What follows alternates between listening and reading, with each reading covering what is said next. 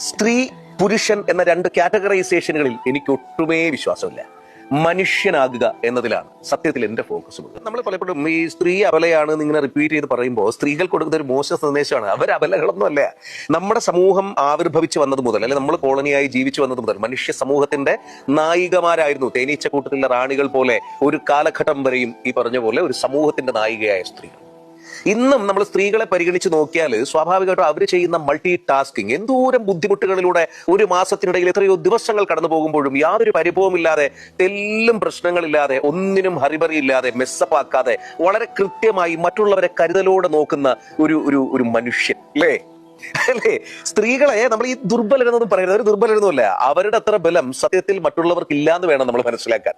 അവരോളം ഹൃദയ വിശാലത, പല കാര്യങ്ങളെയും അവർ വിട്ടുകളയുന്നത് കേട്ട് നമ്മൾ പഠിക്കണം.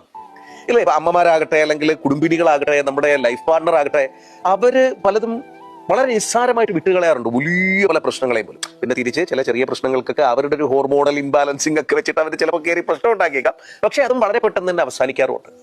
വളരെ വിശാലമായിട്ടുള്ള കാഴ്ചപ്പാടോടുകൂടി ലോകത്ത് നോക്കിക്കാണുന്നവരാണ് ഇന്നത്തെ സ്ത്രീകൾ. അതുപോലെ തന്നെ പെൺകുട്ടികൾക്ക് സ്വാതന്ത്ര്യം നൽകുന്നതിനെ കുറിച്ചുള്ള ചർച്ചകൾ പലയിടത്തും കേട്ടിട്ടുണ്ട്. എന്തിനാണ് നമ്മളൊരു സ്ത്രീക്ക് സ്വാതന്ത്ര്യം നൽകുന്നത്? സ്വാതന്ത്ര്യം അവരുടെ അവകാശമാണ്. നമ്മൾ ആർക്കും സ്വാതന്ത്ര്യം കൊടുക്കേണ്ട കാര്യമില്ല. അവർ ഓൾറെഡി സ്വതന്ത്രരാണ്. അങ്ങനെ ആ കാഴ്ചപ്പാടിൽ അവരെ കാണുക എന്ന് പറയുന്നതാണ് സത്യത്തിൽ നമ്മുടെ സമൂഹം ചെയ്യേണ്ടത്. കുട്ടികൾ പഠിക്കട്ടെ, കുട്ടികൾ പറന്നു എന്നതില്ലെങ്കിൽ സമൂഹത്തിന്റെ നിലനിൽപ്പില്ല എന്നുള്ളിടത്തേക്കാണ് യാഥാർത്ഥ്യം.